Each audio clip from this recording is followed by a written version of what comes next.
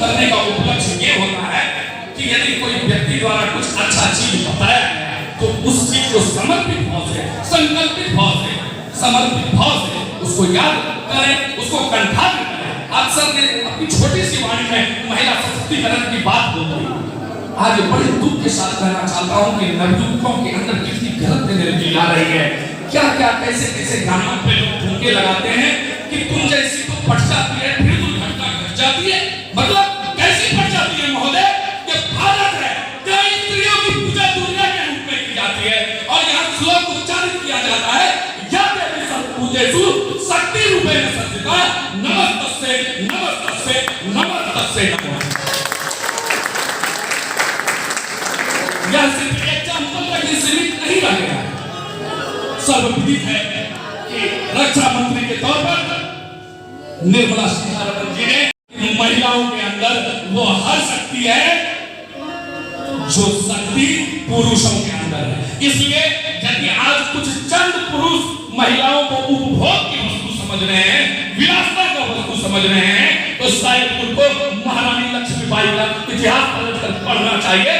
खूब लड़की मर्दानी, वो तो झांसी वाली रानी थी और उनके लोग हमने इसकी कहानी थी, खूब लड़ी मर्दानी, वो तो झांसी वाली।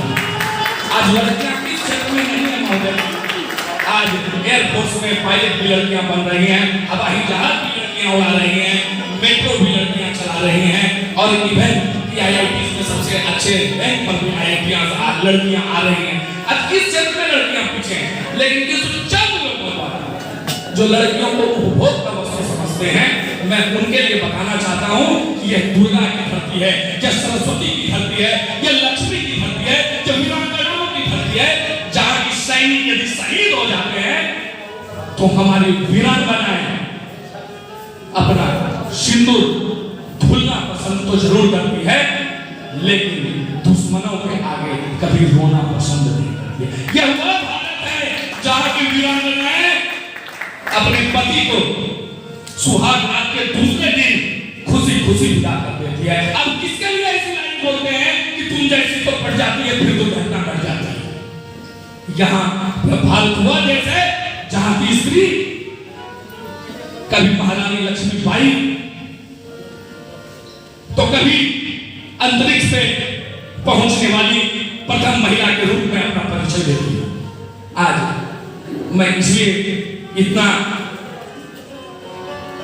गुस्से में आ गया क्योंकि मुझे भी 4 बहनें हैं और हमारे यहाँ पर भी बैठी हुई हैं खुशबू जी, सुप्रिया, रचना, आकांक्षा, ये लोग नहीं आ पाई जो मेरी खून की तो बहनें नहीं है, लेकिन कभी पूछ लेना कि 12 बजे रात में भी जरूरत पड़ती है तो अपने भाई को अगर फोन नहीं करेगी फिर मुझे फोन करती है। और गौर है कि मैं मिशन वंदे मातरम के इसी लक्ष्य सब दिन आगे बढ़ाता रहूंगा। जय हिंद, जय भारत। कभी उत्तेजित हो जाता हूं कभी कभी कि माँ को इस सर जैसे विद्वान लोग यहाँ पर बैठे हैं, लेकिन मैं अपने आप को उत्तेजना के भाव में कुछ कभी कभी अधिक बोल देता, बर्दाश्त नहीं कर पाता, मैं कभी किसी का गलत नहीं सुन पाता। यदि हमारे सामने कभी हमारी माँ ने भी मेरा पक्ष लिया और मेरे बहन का विरोध किया और मैं गलत था, तो बाद में हमेशा मैंने माँ को यही कहा कि ये चीज कभी आगे मत करना, मैं जरूर तुम्हारा इकलौता बेटा हूँ, लेकिन लड़कियां ऐसी नायाब होता है ईश्वर का जनाब कि यह उनको पता चलता है जिस दिन रक्षाबंधन के दिन भाइयों के हाथ में कलाई पे राखियां नहीं होती। इसलिए लड़कियों का इज्जत दिल से करें, लड़कियों का इज्जत हर क्षेत्र में करें और यथासंभव अगर आपकी लड़की घर लड़की पैदा होती है तो उनके लिए वो हर संभव प्रयास करें। जिस उच्च स्तर पर डॉक्टर कर्नल भाषण अपने स्तर से प्रयास कर रहे हैं, प्रयास मैंने फिर कहा कि छोटा या बड़ा नहीं होता है। आप एक छोटे से रूम में भी प्रयास कर सकते हैं, एक बड़े रूम में भी प्रयास कर सकते हैं, बड़े प्रसाद में भी प्रयास कर सकते हैं। तरीका ये होना चाहिए कि आपका प्रयास करने का तरीका कितने दिल से है, कितने दिमाग से है और कितने अंतरात्मा से। यह सबसे बड़ी बात। अगर इस लक्ष्य को लेकर हम आगे बढ़ेंगे तो निश्चित तौर पर हमें लोक होने के बाद कैंडल मार्च करने की यात्रा कभी नहीं निकालनी पड़ेगी, शायद वो दिन भी समाप्त हो जाएगा।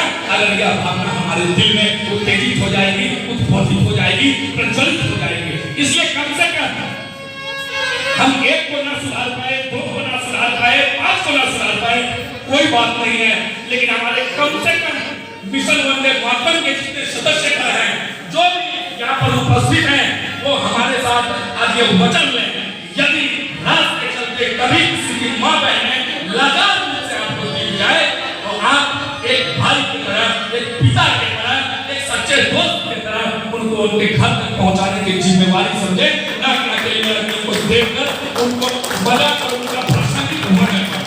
हमारे जितने भी वंदे मातरम के भाई हैं, ये संकल्प लें कि हम डॉक्टर करमचंद झा की बातों को बिल्कुल दिल से मानेंगे और आप उस स्तर से प्रयास करें, हम इस स्तर से प्रयास करेंगे। उन्हें आपको पूरे मिशन वंदे मातरम की तरफ से हमारा जय हिंद स्वीकार करें। जितने भी सैनिक बंधु हैं, उनको हमारे तरफ से बस एक ही खामियां हैं। मैं बहुत जल्दी आक्रोशित हो जाता हूँ, जबकि मेरा गुस्सा शांत होने के बाद मुझे बहुत खराब लगता है कि मैंने किसी को क्या बोल दिया। लेकिन अनुज झा एक ऐसे व्यक्ति हैं जो हमेशा मेरे उस गुस्से को शांत करते हैं, हमेशा, चाहे चाय पिलवाकर, चाहे पानी पिलवाकर, चाहे सस्ता समोसा खिलवा, लेकिन किसी भी तरीके से वो हमारे गुस्सा को शांत करवाते हैं। भाई अनुज जी अगर नहीं होते तो शायद यह कार्यक्रम सफल नहीं हो पाता। अक्सर उन्होंने बेचारे ने इनकम टैक्स का बहुत कुछ दिक्कत हो गया है, इनका अपना फर्म है रघुपति ट्रेडर्स के नाम से, शहर के अच्छे व्यवसायियों में से गिनती आती है, लेकिन इन्होंने सिर्फ क्या देख लिया कि चंदन भाई के सर पे शिकन है और मैं यदि उसके साथ खड़ा नहीं रहूंगा तो शायद वह गड़बड़ा जाएगा। और इस व्यक्ति ने हमारे लिए वो हर संभव प्रयास किया जो शायद अपना भाई भी नहीं करता होगा। इसलिए कहता हूँ भाई कि आप लोग हर किसी से ऐसा संबंध बनाएं कि आपको भाई और बहन का प्रेम मिल सके। आज मैं 4 बहनों में एकलौता भाई हूँ और कुछ दिन पहले हमारी माँ का निधन हो गया, she is suffering from kidney disease. मैंने बहुत प्रयास किया, नहीं बचा पाया। एक कर 4 बहनों की शादी हो गई, 4 बहन चली गई। एक दिन ऊपर वाले से ईश्वर का बुलावा आया, माँ भी चली गई। लेकिन आज शहर में मैं अकेला जरूर हूँ, लेकिन खुशबू जैसी बहनों ने, सुप्रिया जैसी बहनों ने, आकांक्षा जैसी बहनों ने बहनों की कमी नहीं खलने दी।